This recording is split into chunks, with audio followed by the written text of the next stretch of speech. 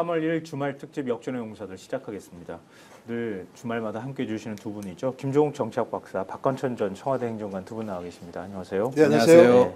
스픽스 뭐 단골 뭐라고 표현해야 되죠? 단골 마님이라고 해야 돼요? 고문 변호사. 네, 고문 변호사, 노영희 변호사 나와 계십니다. 네, 안녕하세요. 뭐 근데 엄청 차분하시네. 네? 말씀하신 게 너무 차분해. 아 그래요? 네. 더 막 이렇게 오버해야 되나? 원래 정계하는 특성이 그거잖아요. 아니, 오늘 이거 뭐라고 해야 되죠? 겨울비라고 해야 됩니까? 봄을 재촉하는 비라고 얘기해야 될까요? 봄이 거의 다 온 거 아닌가? 뭐 이런 생각이 들 정도로 봄비가 지금 내리고 있는데요. 글쎄요. 이렇게 봄이 금방 올 것 같은데 아직도 국민들 마음은 겨울인 것 같습니다. 뭐 세월을 붙잡아도 그냥 흘러가는 게 시간이다, 세월이다 이렇게도 얘기하는데요. 이거는 뭐 언제 꽃이 피나 빨리 장미가 펴야 되는데 마음은 그런데요. 그래서 3월이 왔지 않습니까? 안 올 줄 알았던 3월이. 시간 참 더디게 간다는 생각이 들어요. 아마 3월 17일 전에는 꽃이 네. 피지 않을까 싶어요. 왜냐하면은 매화가 먼저 피어야 되잖아요. 예, 헌재가 왜냐하면은 3월 17일까지는 그 일정을 다 비웠더라고요. 비우고 3월 18일 날 첫 일정을 잡은 게 14시에 박성재 전 법무장관 그 1차 심리를 잡았더라고요. 네. 그러니까 17일까지는 계속 요게 전담하겠다는 거잖아요. 그럼 뭐 3월 17일이니까 이제 뭐 한 뭐 보름 지나면은 꽃이 피지 않겠나 하는 생각이 들어요. 빨리 좀 폈으면 좋겠습니다. 빨리 정말 폈으면 좋겠습니다. 진짜 별로 안 좋아할 것 돼가지고. 같은데 3월 17일까지 가야 돼? 뭐 이러시면서 그래요. 그 전에 끝내야지. 그런데 네. 또 그 전에 끝난다는 이야기도 있습니다. 제 구독자분들 지금 한 3,000분 가까이 들어와 계시는데요. 구독, 좋아요 눌러주십시오. 저희가 얘기하는 사이에 많은 분들께서 좋아요 많이 눌러주셨으면 좋겠습니다. 자, 시작하겠습니다. 오늘은 3.1절 서울 광화문하고 여의도를 극우 세력이 뒤덮었다고 해도 과언이 아닐 정도로 굉장히 많은 사람들이 뭐 경찰 추산해서 한 몇 명이라고 하죠? 경찰 추사는 다 합해가지고 13만 보더라고요. 13만. 예, 13만요. 그래도 뭐 적은 인원이라고 볼 수는 없는데요. 적은 상당히 인원 많은 아닙니다. 인원인데 이거보다 훨씬 많이 집회에 참석했다고 보도한 언론이 있었습니다. 먼저 저희가 한번 보여드리면서 얘기 시작해 볼까요? 자, 매일신문 보도 준비 혹시 안 됐습니까? 자, 몇만 명 몰렸다고 매일신문이 보도하나요? 대구에 있는 신문이죠. 500만 명 몰린 3.1절 광화문 윤 탄핵 반대 집회. 500만 명이 왔다는데요. 500만 명이 몰릴 공간이 없어요. 대한민국에. 그러니까 저는 저런 걸 보면서 그러니까 자기 지지층들한테 뭔가 예를 들면 결집할 수 있는 무엇이라면 거짓말로 다 갖다 쓸 수 있다. 네.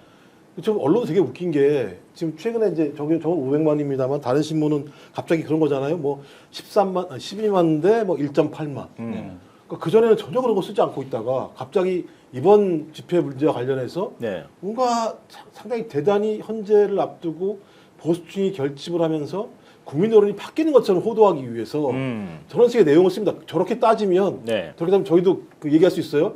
12월 7일 날, 12월 14일 날 국회 앞에 1,000만 모여.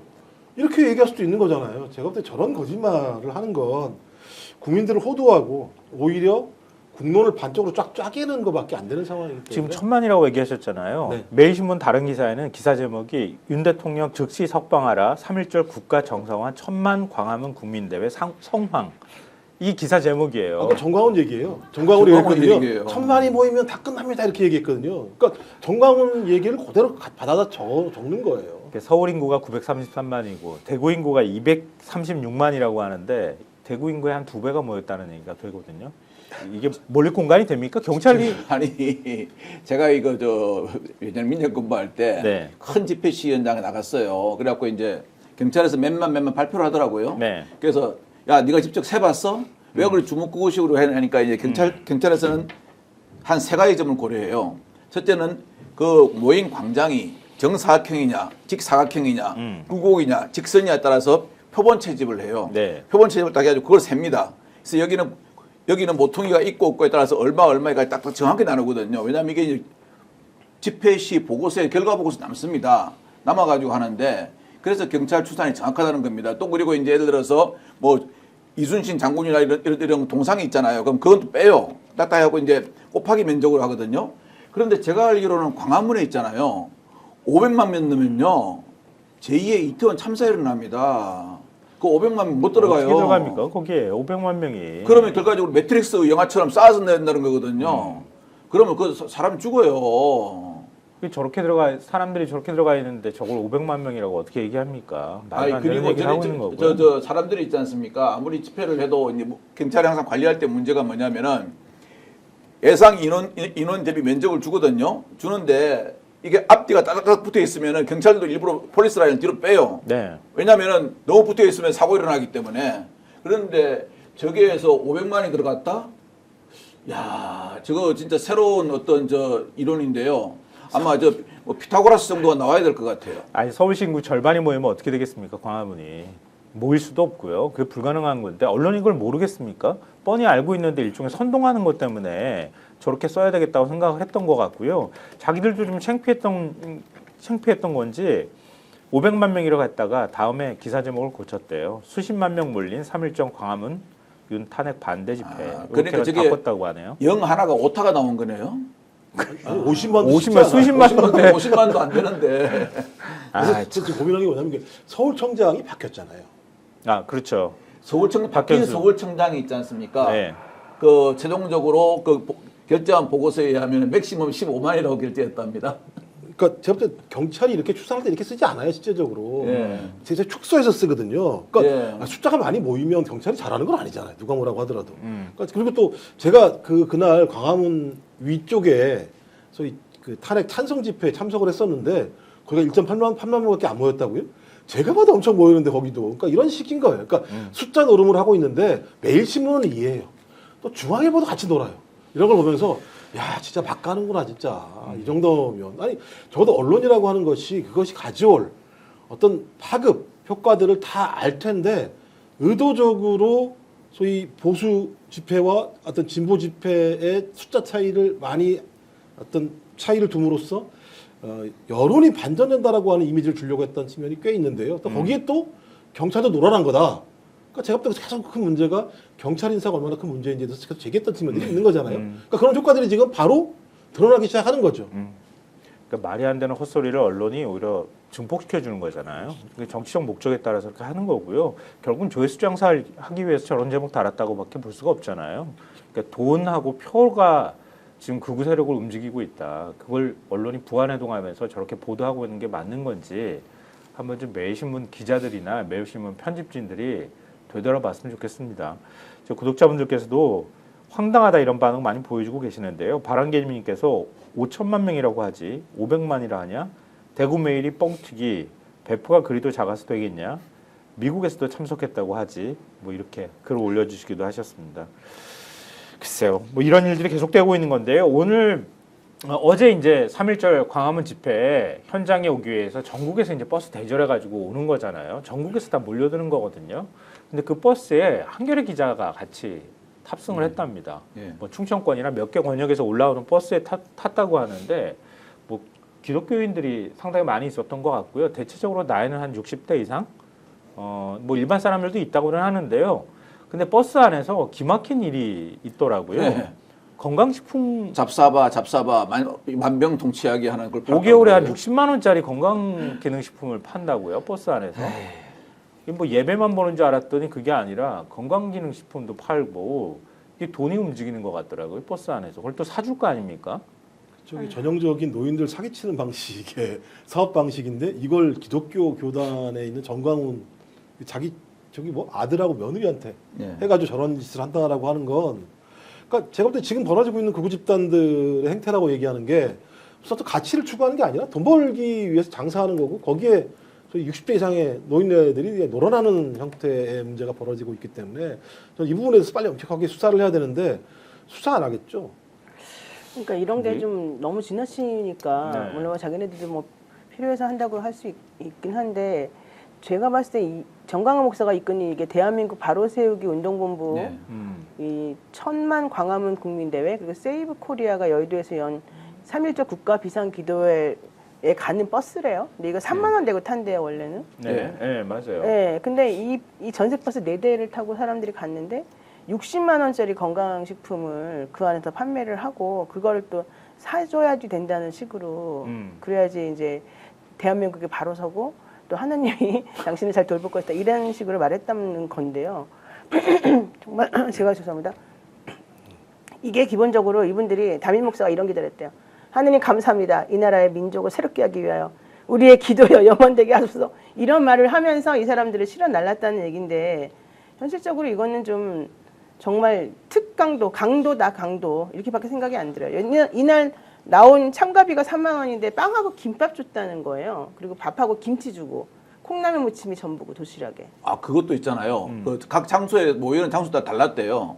좀 이렇게 좀 저 돈을 많이 쓰는 데는 빵하고 김밥을 주고 돈 안 쓰는 데는 밥하고 김치하고 콩나물 주고 이게 그랬다는데. 호남 버스가 그랬더니 예. 그랬다는데. 충청 버스 빵하고 김밥. 참 이게 저는 그 이 말 중에서 하나가 좀 떠오르는 게요. 그때 그 집회할 때 정광훈 목사가 손현보 씨한테 맞아요. 정치적 선동을 어떻게 종교인이 하냐 그러는데 저는 속으로 너 돌았니 싶더라고요. 아니 정치적 선동을 지금 누가 하고 있는 거죠? 정치적 선동을 하면 안 됩니다. 종교인은 뭐 어떻게 이렇게 이야기를 하더라고요. 그래서 본인은 종교인이 아니란 말이구나 이런 생각이 들었어요. 아니 근데 그 정광훈 목사 쪽에서 그런다는 거 아니에요? 손현보 목사 쪽에서 그 세이브 코리아라고 예. 하는 게 여의도에서 집회하는 거잖아요. 서로 지금 싸우고 있잖아요. 그러니까 세이브 코리아 쪽이 이단이고 그리고 뭐 공산당 빨갱이 뭐 이런 식으로 공격을 한다 그래요. 그쪽을 서로 간에 지금 막 싸우고 있어요. 또 소년부는 대한민국 대한예수교 장로회 소속 목사, 부산 세계로교회 목사. 그리고 중앙일보하고 동아일보는 좌파라고 불렀다 그러고요. JTBC는 중국 공산당 지지 언론이라고 얘기한대요. 큰일 났네.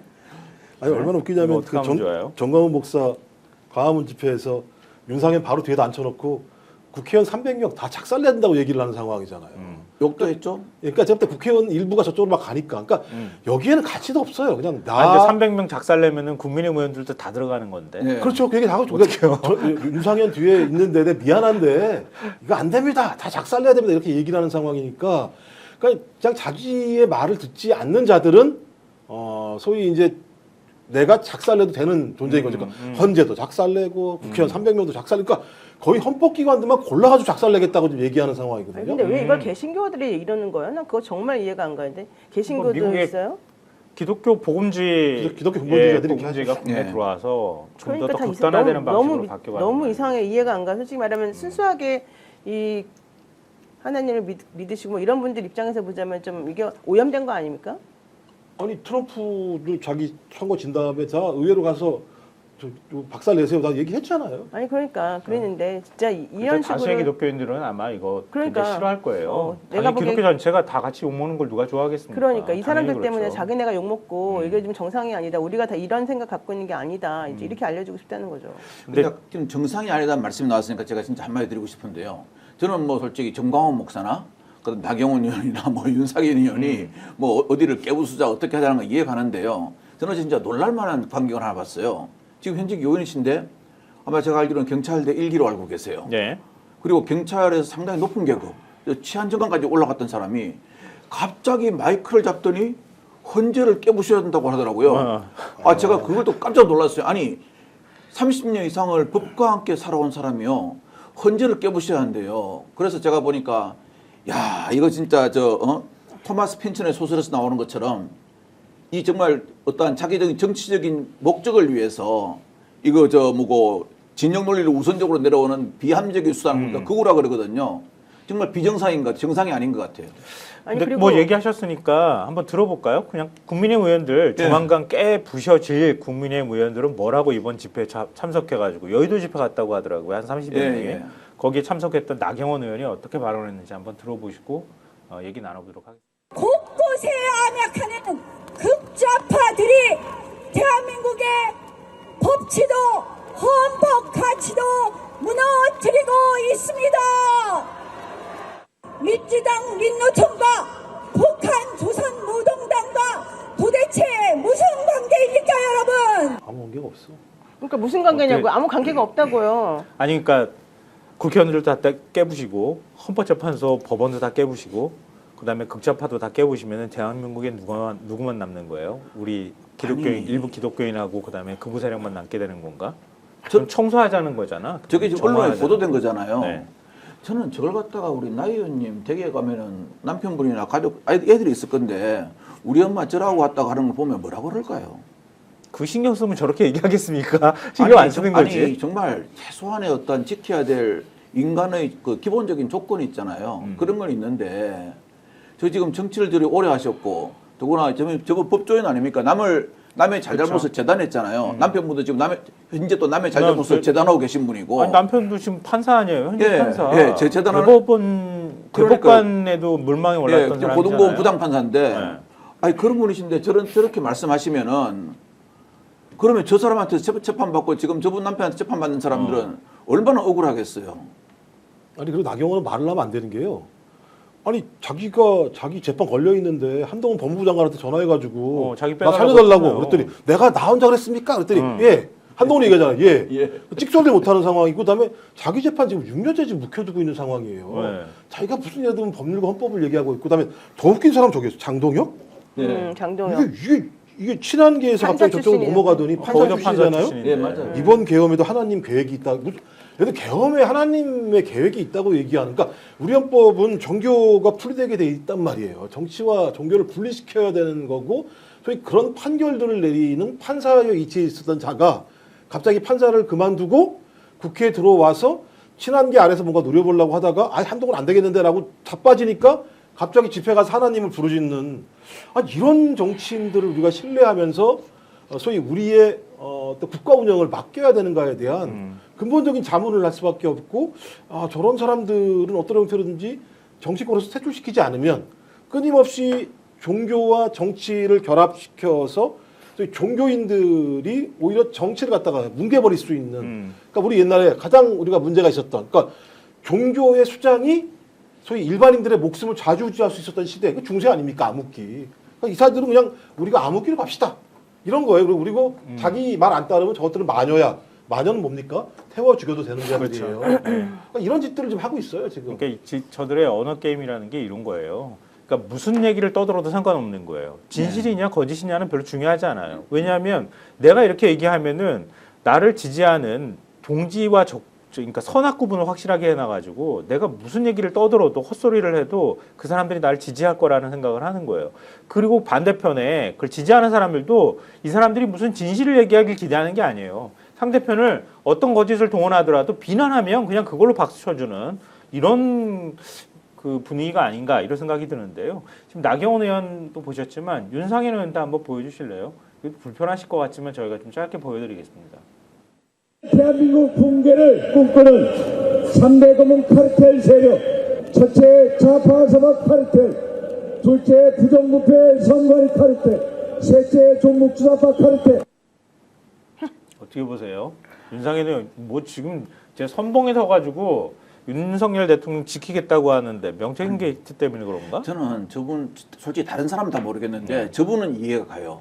왜냐하면 우리 변호사님 잘 아시겠지만 지금 윤 대통령이 스스로 명태균 씨한테 상현이가 공관위원장이니까 이야기하겠다고 이야기했지 않습니까? 저분은 그렇죠. 도안이면 뭐예요? 저분은 그 극렬 지지자를 통해 가지고 정계에 그대로 남아 있거나 아니면은 국가에서 숙식을 제공하는 데 가가지고 바로 옆방에서 윤석열 대통령을 보좌하거나 둘 중에 하나 아니겠습니까? 그러니까 저를 막 나갈 수밖에 없는 거예요. 정말 막 나갈 수밖에 없는데 아까 우리 김평론가님이 말씀하신 장동혁 그 의원이 계획이 있다고 그랬잖아요. 하나님의 계획이 있다. 나는 그 양반이 판사기 때문에 틀린 말이라고 생각 안 해요. 계획이 있어요. 3월 달에 윤석열 대통령 파면 결정되고 얼마 있으면 김 여사하고 윤 대통령하고 같은 건물에 살 것 같아요. 그게 하나님 계획 아니겠습니까? 그러니까 하나님을 갖다가 붙이면은 예. 그럼 그냥 선이 돼버리는 거예요.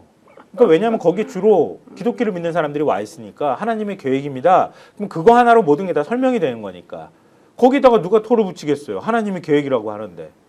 그러니까 그런 걸 끌어다가 정치인들이 얘기를 하는 거예요. 그러니까 지지자들이 거기 아멘 아멘 하면서 화답을 해주고 그냥 어떤 소리를 직버려도 그냥 그대로 그 얘기를 믿는 이런 말도 안 되는 일이 벌어지고 있지 않나. 그걸 또 정치인들이 나중에 자기 정치적 미래를 위해서 이용하고 있는 것 아닌가 그렇게 생각을 하는데요.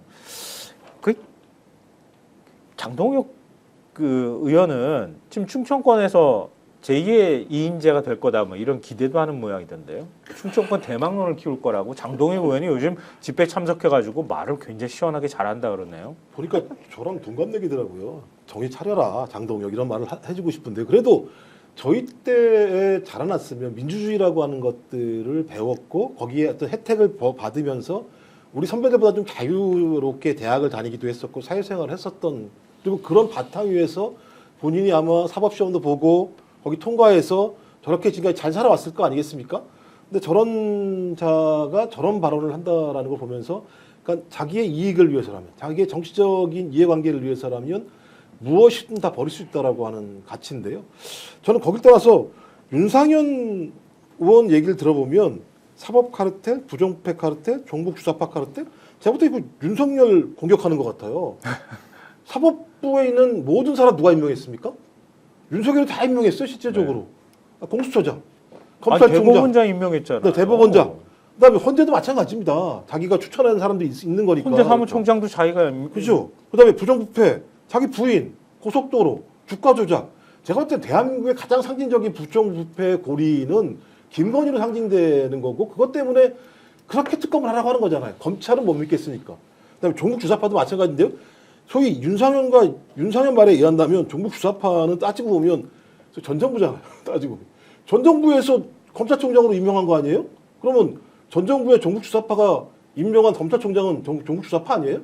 그러니까 말도 안 되는 논리들을 들이대면서 그냥 그 집단들을 어떤 매우 안 좋은 집단으로 규정을 해서 적으로 만들려고 하는. 그래서 적으로 만들므로써 소위 우리 세력들이 절대 합리적인 이야기를 듣지 못하고 그쪽으로 가지 못하게 하는. 그러니까 저는 저런 사람들을 우리는 파시스트라고 얘기를 했던 거죠. 지금까지 우리가 정치학적으로 사회학적으로 파시스트라고 평가를 했던 거죠. 근데 저 한동훈 전 대표가 이제 등판을 하잖아요. 근데 자기 제일 가까웠다고 하는 장동혁 의원도 저런 식으로 돌아서 버리면 사실 친한계가 몇 명 안 남게 되잖아요. 굉장히 타격이 있을 것 같은데 지금 저렇게 열심히 나가가지고 극우 집회에 참석하는 사람들이 갑자기 없던 일처럼 이렇게 싹 돌아설 수는 없는 거잖아요. 한동훈 전 대표는 사실은 당에서 고립될 가능성이 굉장히 높은데요. 그럼 결국 여론에 호소해서 자기 지지율을 끌어올리는 방식으로 보수 쪽에서도 어차피 이번 대선 이렇게 가면 진다고 생각할 수도 있으니까 그런 지지자들이 돌아서서 자기를 한 10% 정도만이라도 지지해주면 난 정치적 미래를 보장받을 수 있다 이렇게 생각하는 건가요? 저들은 현재로서는 본인들이 선택할 수 있는 길이 없다고 생각하는 것 같아요.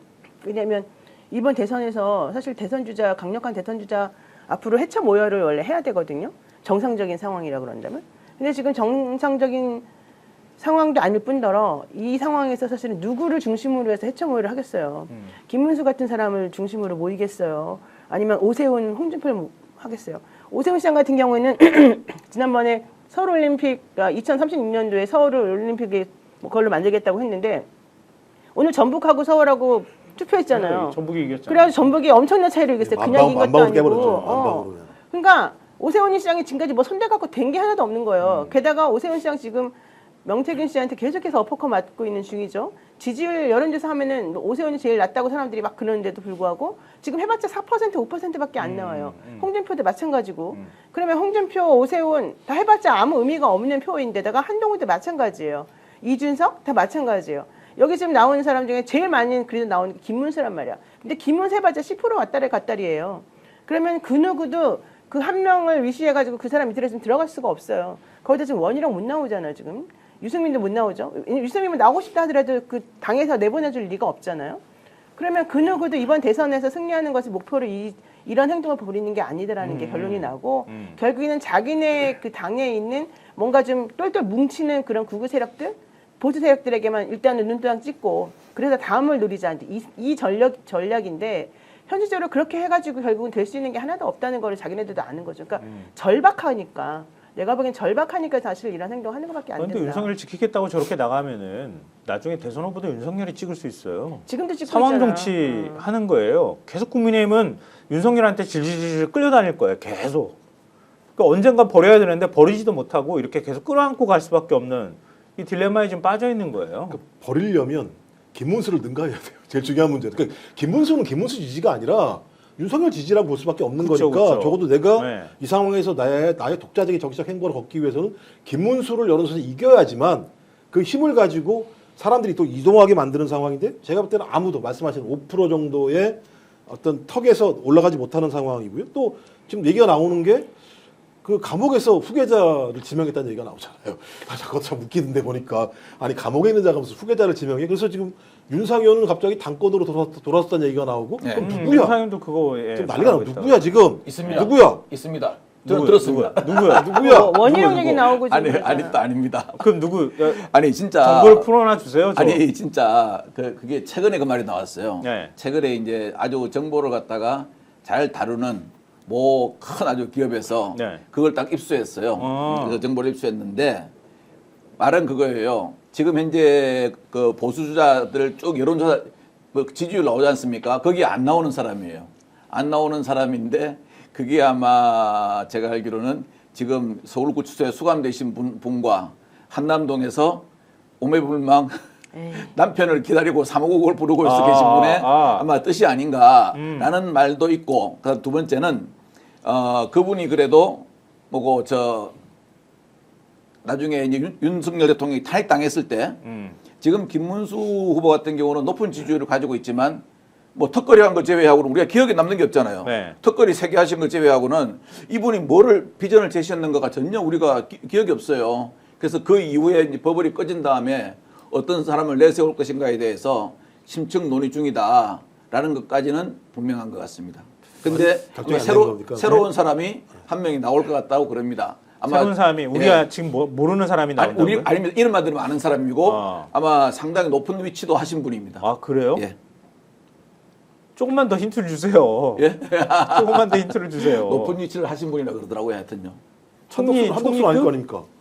잘 그것까지 말하면 제가 잘못하면은 뭐 허위사실 공표나 이런 것도 분명히 저를 걸 거고. 예. 하여튼 에이, 높은 뭘 직위까지 하신 분이라 그런 거 그럽니다. 가지고 걸어요. 그게 다 카더란데. 네? 그러면 카더라잖아요. 소송 걸면 변호사님이 아니, 변호해 난 그런 건 안 해주는데. 아니, 그냥 본인이 솔직하게 말해요. 지난번에도 그렇게 막 뺑글뺑글 돌리더니만. 어쨌든 아니, 말하기 싫으면 안 예, 하시면 하여튼 좀 이따 제가 다시 한번 여쭤볼게요. 생각을 좀 정리하고 계세요. 아니, 어떤 지금 분은 또 구독자 H라고 얘기하시는 분도 계세요. 예, H라고 얘기하시는 분도 계세요. 있는데 H가 다른 H 같아요 느낌에 생각에는. 예. 이 사람이 이분이 얘기하는 건 한덕수고. 아니. 아니, 저는 한덕수 아닙니다. H라고 얘기하는 거. 저는 그럼 한덕수가 누구예요? 아닙니다. 황교안? 그러니까 지금 윤석열이 바라는 건 네. 기본적으로 다음번 조기 대선에서 그 사람 대통령이 되길 바라는 게 아니겠죠. 그렇죠. 어떤 형태든 당권을 딱 장악을 해서 그렇죠. 내가 정치적으로 사면될 수 있을 기간을 짧게 할 수만 있다면 누구든 상관없는 거라고 보는 거죠. 네. 그렇다면 그럴 수 있는 힘이 어디에 있을까?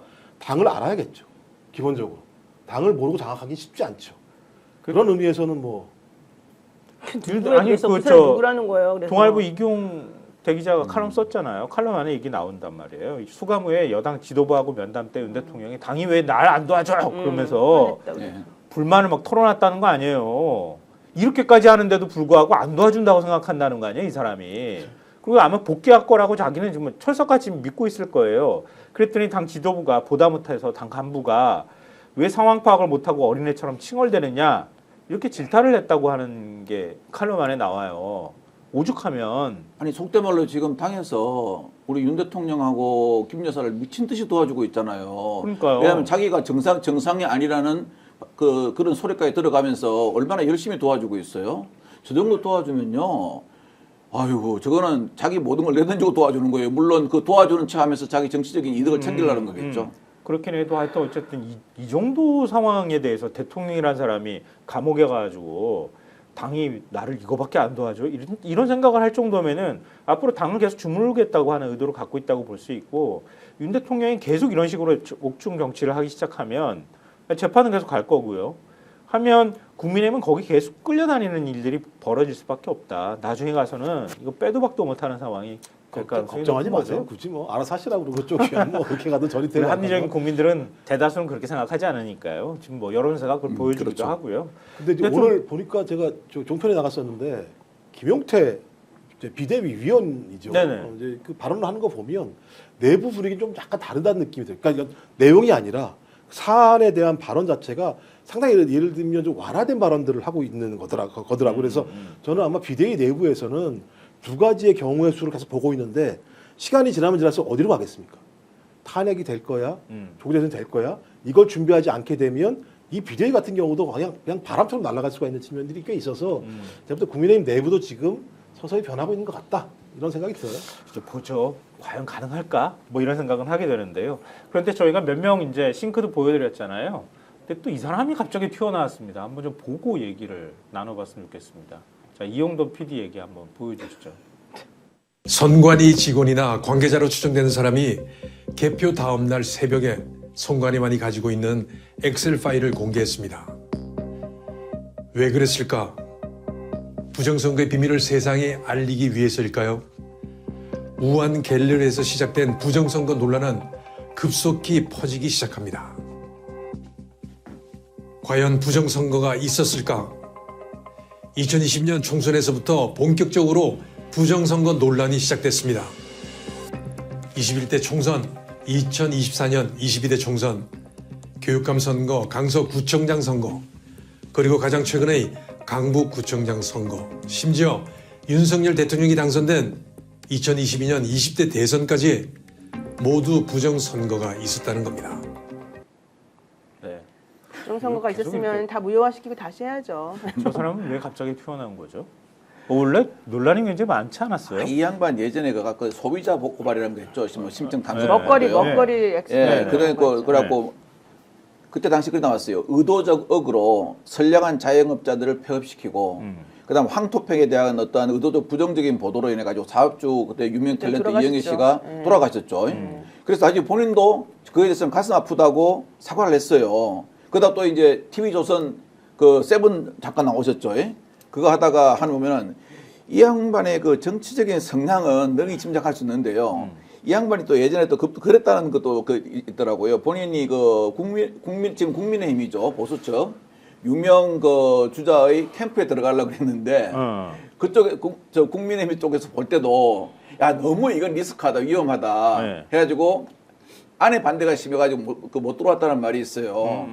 얼마 전에 저는 진짜 갑자기 이 보도가 나오는 걸 보면은 얼마 전에 그 KBS 추정 60분에서 이 부정선거 의혹을 보도했죠. 네네. 그다음 또 갑자기 뭐 감사원에서 선거가 선관위에 뭐 식구끼리 나눠먹기 인사 그걸 싹 섞어가지고 네. 사무총장 업무폰 넉장 받나 뭐 사적 사유 이거 돼서 했잖아요. 네, 그거 가지고 뭐 예, 정치 장사했다 뭐 이렇게 예, 지금 이런 게 조금 공격하고 연관돼가지고 있잖아요. 네. 무언가 이게 시리즈는 항상 뭘 하는 계획을 할 때 항상 시리즈로 나오거든요. 네. 만약 이분까지 그렇게 어떤 시리즈에 연관됐다면은 이건 진짜 문제고 이분이 좋습니다. 민주주의에서 선거에 대해서 문제가 있으면 당연히 보도를 해야 돼요.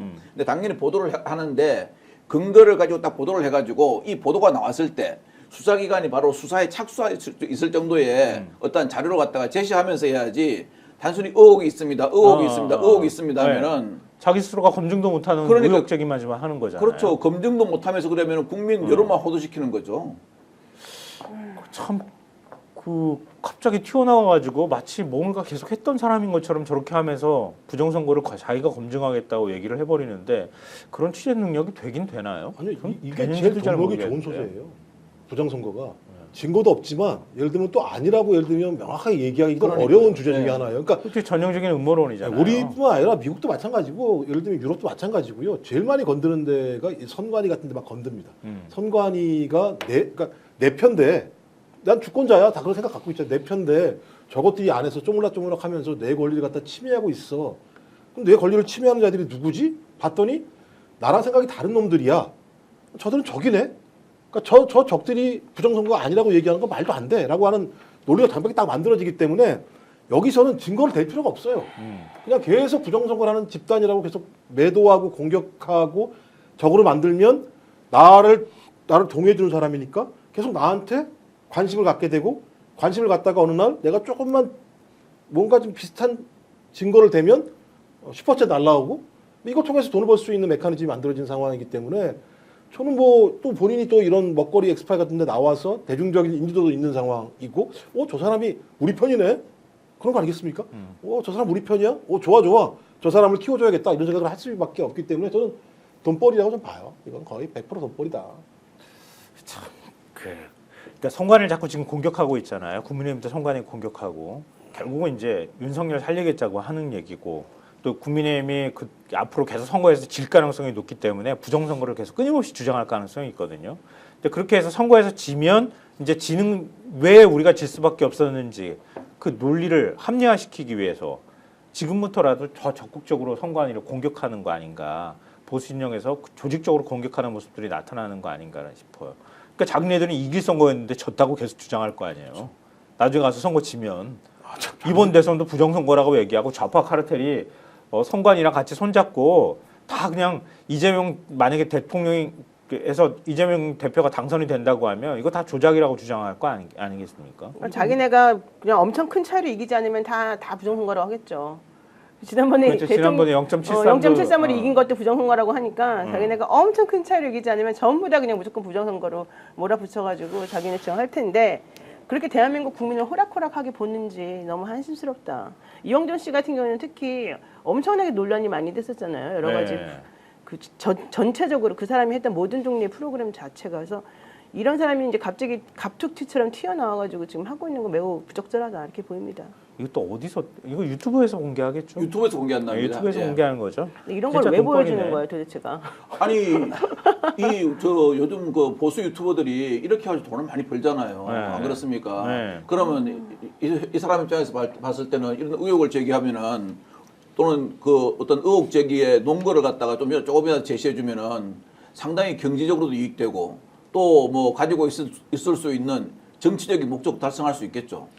근데 저는 선관위가 진짜 악질이라고 생각하는데요. 이런 적이 없었어요. 선관위가 악질이라고?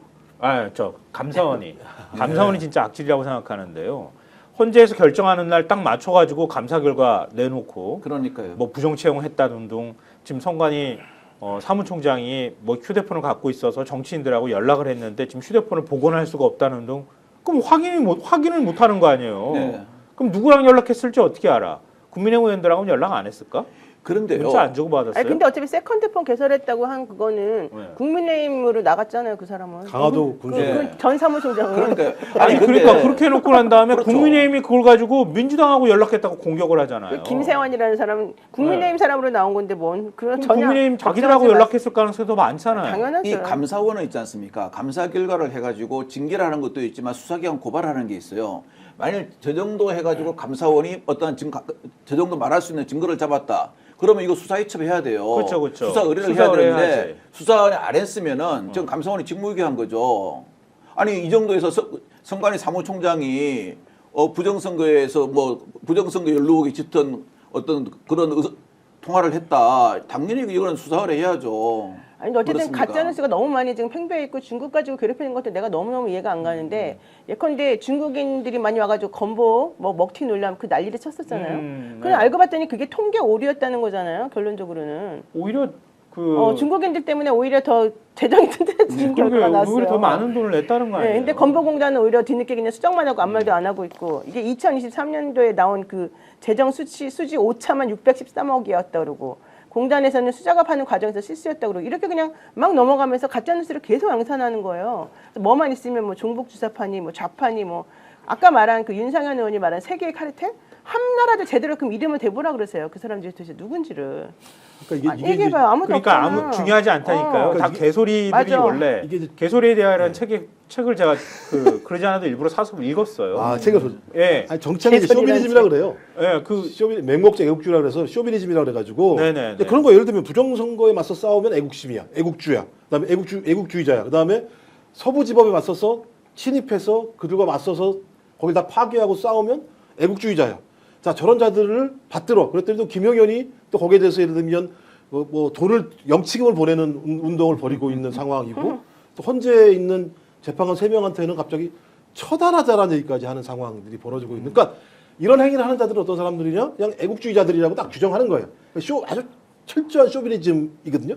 이런 자들이 실제적으로 파시스트로 가는 가능성이 되게 높기 때문에 유럽 같은 경우 이렇게 얘기하면 진짜 법률적으로 제재합니다. 아니 당연히 그래야 돼요. 그리고 어차피 다음에 대통령이 누가 되든지 간에 감사원은 한번 정말 완전히 싸그리 다 정리를 해야 돼요. 감사원 하는 짓을 보세요 지금. 아무런 권한도 없이 자기네 마음대로 해요 선택적으로. 그러니까 감사원을 왜 독립기관으로 만들어놨어요. 감사원 예산 편성이라든가 이런 권한에 대해서 국회도 가급적 존중해야 된다고 감사원법이 돼 있단 말이에요. 맞아요. 그렇게 왜 해놨겠어요. 정치적으로 독립돼 있어야 한다고 하는 거를 헌법과 법률이 부여한 거예요. 근데 그거 다 무너뜨려 버렸잖아요. 부정선거 그냥 까보자는데 도대체 뭐가 문제라고 사람 만당이라는 분이 말했는데 이미 깠다니까요. 뭘 자꾸 까라는 거야. 이미 까가지고 아니라고 말했는데. 그게 전형적인 음모론의 계속 특성이라니까요. 음모를 막 계속 음모론을 주장하는 얘기하고 거야. 그게 음모에 대해서 검증해주거나 아니면은 얘기하면 그걸 근거를 대지 못하면은 그거 봐. 아니 근거를 거짓말이니까 못 대는 게 못하는 아니라 거지. 이미 이렇게 근거를 얘기하는 거야. 댔어. 아니라고 수차례 말해줬어. 수많은 사람들이 대법원부터 시작해가지고 거기 종사자들끼리 안 믿어. 그냥 계속 그 소리만 하는 거예요. 그러니까 부정선거가 없었다는 걸 증명하라는 거예요. 그러니까 부정선거가 없는데 그냥 없었다는 걸 증명하라는 이렇게 거예요. 하는 거 똑같아요. 경찰이나 저 뭐 검찰이 길 가는 사람 아무나 잡고 너 죄를 안 지었다는 걸 증명해봐. 그래서 죄를 증명 못하면 무조건 그렇지. 보낸다. 이런 식의 논리거든요. 너무 너 징글징글해. 죄 있지 그런 다음에. 그런데 이런 식의 논리가 얼마나 어거집니까? 이런 일이 매일 일어나는 곳이 어디? 평양이고 매일 하는 사람이 북한 보위부예요. 그러게요. 홍장원 전 국정원 1차장이 그런 얘기 똑같이 했었잖아요. 그러니까요. 아니 이거 똑같은 짓을 하고 감사원이 있는 왜 겁니다, 중요하냐면요. 이게 갑자기 이상해졌는데 감사원의 독립성은 현 정권의 부정표를 잡아내야 되기 때문에 독립성을 유지하고 있는 거예요. 근데 이놈의 감사원은 그걸 하는 게 아니라 전 정부만 계속 감사를 해대고 있는 상황이고 현 정부로 눈 감아주는 상황입니다. 그리고 감사원은 이런 종류의 감사를 할 권한이 없어요. 그죠. 권한도 재정적인 없어요. 것만 그러니까 봐야 돼. 그 독립성이라고 하는 측면들이 거기에 있는데 갑자기 감사원의 어떤 직무감찰을 성관의 직무감찰을 못하게 헌재가 결정하니까 그게 바로 되냐고 막 싸우고 앉아 있어요. 그러니까 완전히 헌법이라고 하는 가치는 자기들 머릿속에 없는 거예요. 그냥 자기들한테 유리하면 그 방식대로 다 얘기하고 헌재든 아니면 선관이든 아마 감사원이 아마 자기가 말한 대로 안 들었으면 아마 감사도 작사를 냈을 거예요. 자기들은 헌법적인 가치나 기관에 대한 존중이 없는 거예요. 내 말이 옳아. 자기는 신이야. 이런 자들이에요. 제가 볼 때는. 한동훈 전 대표도 여기다 슬쩍 숟가락을 하나 더 얹었더라고요. 맞아요. 임기 단축 개헌 얘기를 했었잖아요. 개헌을 계속 얘기를 하고 있단 말이에요. 이재명 대표는 못할 것 같다고 생각하니까 그 상대는 납니다. 이렇게 지금 얘기하고 싶어 하는 것 같은데 이렇게 얘기했더라고요. 종로구 극장에서 기자들하고 만나가지고 87 체제를 극복하는 개헌에 있어서 선관위에 대한 개헌도 필요하다고 생각한다. 독립성은 중시하되 개헌으로 감사원 감사 범위를 선관위까지 넓히는 대안도 필요하다. 못한다고 그렇게 나왔는데 뭘 또 아니, 하라고 그래. 너무 무식해서 그러는 건데 이번에 헌재에서 얘기했잖아요. 그러면 이제 뭐 감사원이 국회도 가가지고 다 둘러 다 엎지 하겠다는 뭐. 거야 지금 자기네가. 국회도 하면 되잖아요. 그럼요. 감사원이 다 할 수 있으면 되겠구만. 그러니까 수사 뭔가 문제가 있다고 생각하면 영장을 받아가가지고 감사원 압수수색도 하고 체포할 일 있으면 체포도 하고 하라는 거 아니에요. 저번에 윤 대통령이 저 계엄의 어떤 사유로 부정선거 의혹을 말했잖아요. 그때 제가 딱 그렇게 이야기했죠. 아니 그거 하라고 대통령 밑에 검찰청하고 경찰청을 배속시켜 놓은 겁니다. 그러면은 그거는 군의 이야기해야 될 게 아니고 검찰과 경찰을 동원해서 수사 지시를 정당한 업무 지시를 하시면 됩니다. 그렇죠. 안 그렇습니까? 그렇게 하면 되는 건데 아니 법률가라는 사람이 부정선거 의혹이 있으면 군을 동원해서 계엄을 해가지고 국회에 난입하거나 선관위에 난입하는 겁니까? 그러니까 뻔히 아는 사람들이 이렇게 주장하는 거예요. 네. 모르는 게 아니거든요. 뻔히 알고 있는데 이렇게 주장하면 나한테 지지자들이 몰릴 거야. 정치적 계산을 하는 거예요. 근데 나라가 죽이 되든 밥이 되든 나라를 다 망가뜨려도 상관없다고 생각하는 이 사고방식 자체가 더군다나 3.1절에 이런 얘기들을 한다는 게 정말 답답하기도 하고 그런데요. 그러니까 이게 특수부 검사들이 하는 짓이 이런 거잖아요. 정보 가지고 기자한테 흘려가지고 프레임 만들어서 자기에게 유리한 환경을 만들고 상대방을 공격을 해서 그 사람들 찍소리 못하게 만들어내는 방식들을 거의 오랜 시간 동안 거기에 이제 선적격이 윤석열이었고 그 아래서 이 일을 가장 잘했던 사람 중에 하나가 한동훈이었던 건데, 그러니까 지금 그런 방식인 거죠. 내가 말을 해서 내 친한 기자들이 내 기사 받아가지고 프레임을 만들어낼 거고 또 그다음에 내가 이런 얘기 딱 하게 되면 검찰에 있는 내 라인들이 검찰 내부에서 잘 아마 이것저것 작업들을 하겠지라고 판단을 하는 거고 자기는 이 말이 틀린지 맞는지도 전혀 정확히 모르면서 막 짓거려대는 제가 놀랐던 게 뭐냐면 한동훈 말에 의하면요. 윤석열은 탄핵됩니다. 무조건. 그리고 무조건 이재명이 대통령이 돼요. 자기 말 논리가 그래요. 지금 논리 구조가 자체가 그래요. 그러니까 예를 들면 불법 계엄을 해도 조기 퇴진도 거부하고 탄핵도 당하지 않으면서 대통령직을 유지할 수 있는 전례를 만든다고 가정해보자. 이게 뭐냐면 야 윤석열은 무조건 탄핵시켜야 돼? 라고 좀 얘기하는 거예요. 가정해보자가. 그 다음에 이재명 공격하는 거죠. 이재명 같은 사람이 대통령이 되면 전례를 내세워 사법부를 통제하고 그러니까 이 말도 전례를 내세운다는 게 전례를 내세울 수가 없어. 전례를 내세우면 윤석열은 다시 대통령직으로 돌아오는 거예요. 똑같은 기준으로 되면 이재명 대표도 탄핵시켜야 되는 거잖아요. 아니 이 말에 의하면요. 그러니까 전례가 말이 안 되면 되는 얘기를 윤석열은 지금 다시 하는 대통령으로 거예요. 돌아오는 거라니까요. 그렇죠. 그러니까 이재명 당대표 조국 전선이 열리지 않아요. 그러니까 이재명 당대표가 대통령이 될 수도 없는 상황이 되는 거예요. 근데 대통령이 된다고 이 전제하고 얘기를 막 한단 섞어서 말이에요. 얘기를 하는 거예요. 근데 여기에 대해서 기자들이요. 이 내용을 알면 적어야 될 거 아니에요. 왜 뭐 말도 안 되는 얘기를 해. 이재명 당대표가 이렇게 얘기했으면 아마 난리가 났을 거예요. 휘갈리면서. 맞아요. 이렇게 맞아요. 얘기해도 그냥 그대로 쓰는 거예요. 그러면 한동훈은 윤석열의 탄핵도 위헌적이라고 얘기하면서 야 이재명도 난리인데 이런 식의 프레임을 만들어내는 거거든요. 이게 얼마나 바보 같은 프레임이고 말도 안 되는 프레임이에요. 근데 기자들 막 적어냅니다. 이거 다 막 양산을 해요. 양산을 기사로.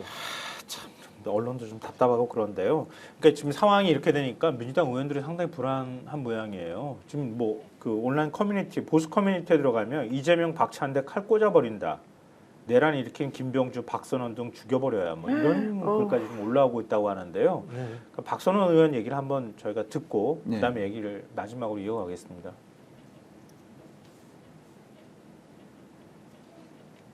혹시 준비가 안 됐습니까? 안 너무 나오니까 민망한데요? 조금 준비할 동안에 저희가 좀 얘기를 해보죠. 그런데 말이죠. 민주당 의원들이 지금 방검복, 그러니까 김병주 의원도 방검복을 그 필요할 때마다 입고 다닌다 그러잖아요. 그러니까 칼 테러를 당할까봐 방검복을 입고 다닌다는 거 아니에요? 지금 하얀색이던데. 저는 혹시 방검복 아실 거 아니에요? 방검복 알아요. 그 네. 상당히 무겁고 그러는데요. 네. 그거 참 입으면 상당히 무거워요. 저도 강력반장할 때 좀 입고 다녔거든요. 네. 무거운데 저는 이런 말이 나온다는 게 우리나라가 자기들은 지금 보수 정당, 진보 정당이 나누잖아요. 근데 보수가 다 사라져 버린 것 같아요. 우리 조갑재 씨가 뭐라 그럽니까? 보수는 법을 준수하고 헌법을 보호하는 게 가장 보수의 기본 가치다라는 얘기를 하거든요. 또 김성욱 의원도 그렇게 얘기를 해요. 윤 대통령은 보수 대통령이 아니고 극우주의 대통령이다. 한 번도 전통적인 보수가 돼본 적이 없다. 맞아요. 윤 대통령이라는 사람이 들어옴으로 인해 가지고 윤 대통령이 하는 말은 지금 감옥에서 하는 말은 다 그거래요. 극우이어 봉기하라. 딱 이 메시지는 하나로 통합된대요. 그래가지고 윤 대통령 때문에 지금 국민의힘은 그 보수를 가장한 극우라는 암이 서서히 번지고 있다. 이렇게 얘기를 하거든요. 그 저는 아마 이런 말도 주로 이제 그 아마 뭐 보수 진영에서 말이 나왔을 것 같은데 이건 보수 진영에서 말이 나온 게 아니고 극우 진영에서 나온 것 같아요. 그래서 극우는 뭡니까? 내가 오라, 나만 맞아, 내가 최고야 이거거든요. 그 조속히 진짜 우리나라는 앞으로 이 전공의들 복귀하고 하면요 정신과 의사들을 많이 확충해야 됩니다. 아니 근데 네, 저는 정치인들에 이번에 대한 얘기 테러 들으면- 위협은 정말 이걸 붕괴하고 그 정확히 얘기를 해줘야 되는데요. 그래서 이 그 김병주 최고위원 같은 경우에 방검복 조끼로 된 형태의 방검복은 차에 놔두고 다니고 평상시에는 방검 토시를 끼고 다닌다는 거예요. 근데 사람들이 왜 이렇게까지 하냐 그랬더니 내란을 일으킨 김병주 박선왕 죽여야 된다. 굵직한 야당 새끼 하나 천국 보내야 된다. 빨갱이 쳐 죽이자 살인이 답이다. 이렇게 사람들이 말하고 다닌다는 거. 그러니까 얼마나 무섭겠어요, 솔직히 말하면. 아니 이거 그 박선원 의원 저 동영상 준비됐다고 하니까요. 얘기 듣고 저희가 예. 얘기 나누죠.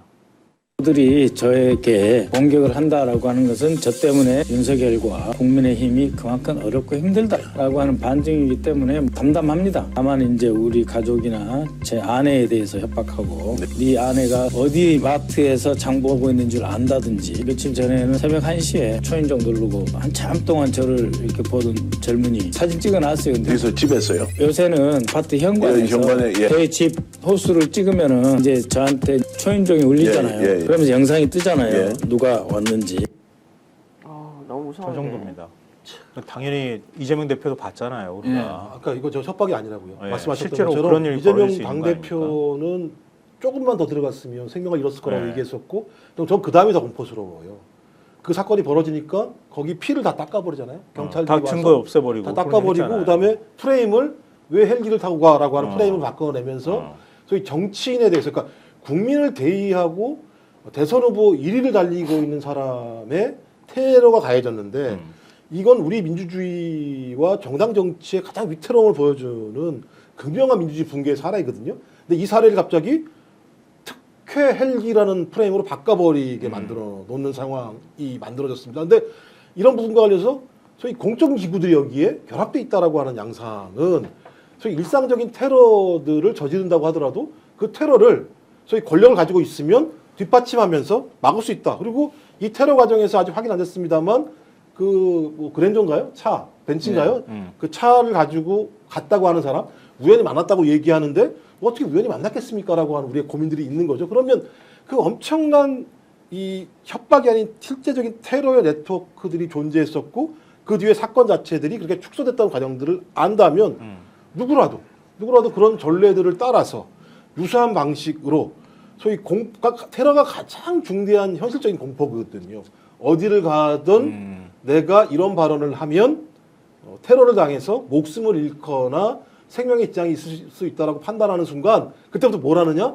발언을 안 하게 되는 상황, 움츠러들게 되는 그렇죠, 상황이 그렇죠. 벌어지게 됩니다. 예. 그러니까 이런 효과들을 노리는 건데 이런 부분과 관련해서 현 정부의 공권력이 이것을 막아내지 못하고 있는 상황. 또 서울경찰청장 바뀌면서부터 키세스단 같은 경우, 시위대 같은 경우는 수사를 착수하면서 소위 극우 단체들에 대해서는 수사를 계속 미루고 있는 모습들을 봤을 때 이 공포 자체가 그냥 협박의 문제가 아니라 현실적인 가능성의 형태로 다가오기 때문에 이건 시민들도 소위 집회와 시위 자유의 보장에도 불구하고 매우 움츠러드는 상황이 벌어지게 되는 거죠. 이게 바로 민주주의가 무너지는 전조거든요. 저는 이런 것들이 지금 저는 몇몇 의원들에 대한 협박, 제가 볼 때 몇몇 의원들은 아닐 거예요. 아마 많은 의원들한테 저런 협박들이 들어올 겁니다. 뭐 나라 지금 아니죠. 박선원, 김병준 의원의 경우에는 윤석열이 아예 꼭 집어가지고 얘기했잖아요. 그렇죠. 지금 내란을 오히려 일으키고 있다 이렇게 지금 주장하고 있는 내란 상황이기 프레임을 때문에. 만들었다 그랬죠. 예. 일단 내란 공작을 했다. 그치. 예. 그러니까 그랬던 당사자로 지목됐던 사람들이니까 더 극우 쪽에서 더 위해를 가하려고 하거나 협박을 하거나 이런 일들이 벌어지는 거잖아요. 그러니까 대통령이라는 자가 그렇게 얘기를 하는 거예요. 맞습니다. 대통령이라는 자가 아주 꼭 찍어가지고 뭘 저들이 나를 지금 공격하는 거야? 라고 얘기를 하는 거잖아요. 이거 얼마나 위험한 발언이에요, 사실은. 그리고 김용현도 그런 식의 얘기를 또 했더라고요. 뭐 감옥에서 아니 대통령이 날뛰니까 국방부 장관이었다는 인간도 날뛰는데 바깥에다가 메시지 전달한다고 하면서 똑같은 얘기를 한단 말이에요. 그러니까 아예 혼자 부셔버려야 된다고 재판관들도 위협 지금 하고 있는 상황이잖아요. 대한민국에 지금 이게 과연 질서라는 게 있는 건가 이런 생각이 들 지경이에요. 사실 좀 요즘에 그 한동안 우리가 얘기를 안 했던 것 중에 하나가 그러니까 이런 사태를 예언했던 뭐 사람들도 있지만 국제기관 중에 스웨덴의 민주주의 다양성 연구소에서 지난해 3월에 한국은 독재화가 진행 중인 국가다 이렇게 했잖아요. 예. 그때 사실은 충격을 받기도 했고 아 맞아 라고 하는 너무 창피했는데 나는. 예, 자각이 좀 생기기도 했었거든요. 근데 지금 이제 살짝 잊었어요. 근데 여기가 바로 봤구나. 윤석열이 바이든 날리면 하면서 언론의 입을 틀어막으려고 하고 그 틀어막으려고 할 때 누가 그걸 진실이라고 믿으면서 믿을까라고 생각했겠어요, 자기가? 그냥 힘으로 틀어막는 거거든요. 그러니까 어떻게 해서든 바이든이라는 이름이 안 들어가야 되니까 날리면이라고 하는 말도 안 되는 용어를 갖다가 붙여놓고 그냥 자기가 그걸 윽박지르듯이 힘으로 눌러버린 거란 말이에요. 그러니까 그때부터 이미 사실은 한국은 독재화가 진행되고 있었던 거다. 그 마지막에 윤석열의 계엄으로 드러났던 거고 역시 윤석열이 계속 지금 오히려 내란을 조장하는 발언들을 통해서 지지자들이 계속 내란을 오히려 일으키게 하거나 내란에 동조하는 방식으로 움직여 가도록 만들고 있다. 이게 지금 대한민국 현실이 아닌가 싶어요. 근데 우리가 이렇게 얘기하는데 그들이 과연 우리 얘기를 들어줄까요? 생각을 바꿀 의사가 있을까 하는 그런 생각이 좀 들긴 해요. 전혀 없어요. 왜냐하면요. 저는 처음에 MBC 기자 전용기 안 태운다 그럴 때 참 치졸하다. 동네 꼬마 골목대장이 너 자전거 안 태워줘 하는 그런 식으로 봤거든요. 근데 최근에 윤석열 이건 씨라 그래야겠다. 윤석열 씨가 헌재에서 나와서 하는 발언 보면요. 정말 본인이 먼저 12.3 계엄에 대한 국민 사과는 한마디도 없었어요. 두 번째는 모든 책임을 부하직원한테 드리고 어떤 사람은 부하직원을 갖다가 거짓말하는 공작 프레임까지 씌웠어요. 그러면은 일자 무식한 사람이 그런다면은 이해라도 가겠어요. 이 양반은 우리나라에서 검사 총수까지 한 사람입니다. 그러면 지금은요 윤석열 씨에 대해서 느끼는 게 치졸함이 아니고 참 사악한 법률자다는 걸 느껴요. 맞습니다. 그래서 자기가 그냥 살아남기 위해서는 뭘 해도 상관없다고 생각하는 사람인 거예요. 그래서 아까 제가 개소리에 대하여 말씀드렸지만 그걸 개소리쟁이라고 합니다. 이건 제 말이 아니라 그러니까 미국의 그 도덕 철학을 공부했던 철학자가 이 책 쓰면서 한 표현이거든요. 이것만큼 더 적합한 표현은 없다고 생각해서 개소리쟁이라고 번역을 또 일부러 해놨더라고요 보니까. 그러니까 이 사람한테는 진실이 하나도 중요한 게 아니에요. 그냥 나를 지켜줄 사람이 중요한 거지. 고급진 단어도 있습니다. 견폐성이라고요. 한자로 개소리를 견폐성이라고 얘기를 하는데요. 진짜 제가 한번 여기 스픽스 다른 프로에서 말씀드렸습니다만 트럼프랑 유사하다는 게 트럼프에 대해서 트럼프도 그렇게 가치로까지 얘기합니다. 언론사가 다 판단했어요. 그러니까 트럼프가 한 말 중에서 거짓말이 몇 프로냐? 70%가 거짓말이에요. 그러니까 자기가 권력을 잡기 위해서라면 또는 내가 권력을 유지하기 위해서라면 아니면 적이 있으면 그 적을 갖다 거꾸로 틀리기 위해서라면 나는 어떤 거짓말도 할 수 있다라고 하는 것이고 그 거짓말을 한다라고 얘기하는 건 정치의 근본을 갖다 무너뜨리는 것. 그러니까 정치는 가장 정직한 행위여야 된다라고 하는 것이 소위 유럽에서는 미국이라고 하는 건국의 아버지들로부터 내려왔던 아주 중요한 유산 중에 하나였었고 유럽도 마찬가지입니다. 그래서 정치인들은 국민들 앞에서는 가장 솔직해야 된다라고 하는 원칙들이 있는데 소위 이 극우주의자들, 파시스트 같은 경우는 끊임없이 거짓말을 통해서 대중들을 가스라이팅하고 그 대중들의 이성적 사유 또는 공감 능력들을 갖다가 계속 잘라나가는 방식을 통해서 자기 이익들을 유지해 오거든요. 그래서 뭐 아이만 같은 자가 이제 그런 모습들을 보이는 아주 대표적인 사례 중에 하나이죠. 그래서 저는 우리 사회가 지금 그런 어떤 뭉텅이진 어떤 여론에 지금 휩쓸려 가고 있는 사람들이 존재하는 거죠. 여론조사 상으로 보면 한 15% 정도의 국민들이 그런 거짓말들을 신뢰하면서 나머지에 존재하고 있는 야5당에 대해서 저들은 적이야. 저들이 하는 얘기는 다 거짓말이라고 생각하고 저들과 상종하지 말아야 되고 저들한테 욕을 해야 되고 저들을 때려야 된다라고 하는 것들을 그냥 상식적인 자기의 상식으로 갖고 있는 상황이기 때문에 저는 이거는 금방 끝나지 않을 거라고 생각을 합니다. 그러니까 그런 말도 안 되는 소리를 언론이 증폭해가지고 장사를 하고 아까 저희가 시작할 때도 얘기했던 것처럼 매일신문이 극우가 3.1절에 500만 명이 모였다 이렇게 기사를 아무 생각 없이 뽑아대는 아니 아무 생각 없이 뽑아낸 게 아니죠. 의도적으로 뽑아낸 거지. 의도적이죠. 네. 그러니까 그렇게 보도하면서 그걸 또 돈을 취하고 그 사이에 건강기능식품 60만 원짜리를 팔고 거기 참석한 사람들을 또 누군가는 등쳐먹고 그 스카이데일리 같은 경우도 저기 판매하잖아요. 그래서 저기 하라고 구독하라고. 정광훈 목사라는 사람도 장사를 하고 이런 구조가 지금 만들어져 있는 거 아닌가. 이걸 바로 세우기가 얼마나 어려운가. 또 앞으로 꽤 오랜 시간이 걸리지 않을까 이런 걱정이 되는데요. 이 지난주 갤럽 여론조사 결과 하나만 말씀드리고 저희가 마치도록 할게요. 그래도 대한민국은 아직 건강하다는 거 말씀드리기 위해서 제가 말씀드리는 겁니다. 한국갤럽이 조사했을 때요. 중도층만 가지고 제가 말씀드릴게요. 이건 뭐 진보하고 보수로 이렇게 양쪽에 있는 거는 제가 굳이 말씀 안 드려도 되는 거니까 중도층의 정권 교체 여론이 정권 교체를 해야 한다는 여론이 62, 정권 유지를 해야 된다고 하는 여론이 27, 그 중도층의 탄핵 찬성이 70, 반대가 23입니다. 아직 우리 국민들은 이런 아무리 극우 세력들이 준동한다 하더라도 그들이 말도 안 되는 소리를 하면서 국민들을 호도하고 이게 엄청난 세력인 것처럼 얘기를 하고 있지만 대다수 국민들은 아직도 그렇게 생각하지 않는다. 이게 그나마 대한민국에 우리가 좀 위안 삼을 만한 부분이 아닐까라는 생각에서 이 숫자 말씀드렸어요. 2030들이 마치 탄핵을 반대하는 것처럼 많은 사람들이 호도를 하고 있는데 실제 그 조사에서 2030들이 오히려 탄핵 찬성하는 비율이 되게 높았어요. 네, 그러니까 전체적으로 사람들이 이제 정확하게 그 사실관계를 밝히지 않고 그냥 여기저기 거를 짬뽕해가지고 대강 자기네한테 유리하게 말을 해버리는데 그런 게 전부 다 가짜뉴스다 말씀드립니다. 그리고 이제 저기 중도보수라는 단어가 되게 중요합니다. 이재명 당대표가 중도보수를 얘기한 측면은 뭐 이재명 개인의 정치인 이런 문제가 말씀하셨던 것처럼 중도가 여전히 중심을 잡아주고 있는 상황이고 합리적 보수 같은 경우도요 탄핵에 대해서 찬성하기 어려운, 반대하기 반대하기 어려운 이런 상황이라고 하는 부분들이 지표상으로 드러나거든요.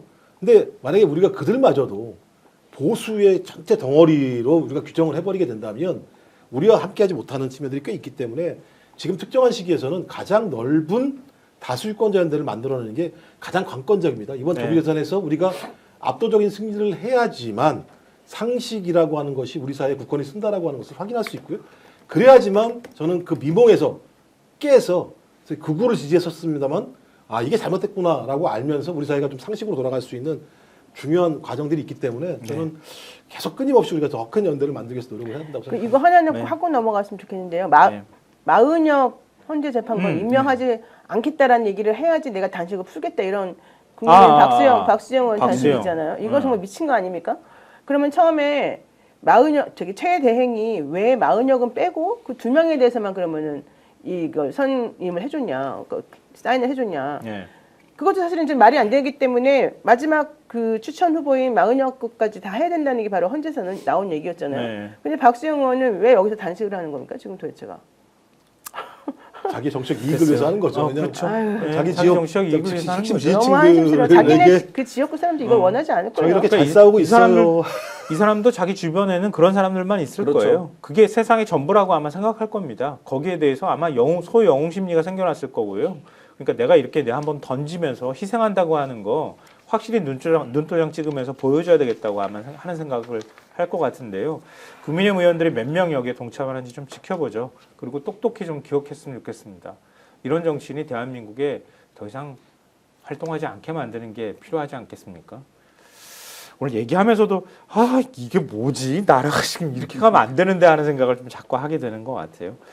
자, 오늘 일요일인데 8,500분 넘게 들어와 주셨고요. 저희가 마무리하기 전에 좋아요 한 번씩 꾹꾹 눌러주셨으면 좋겠습니다.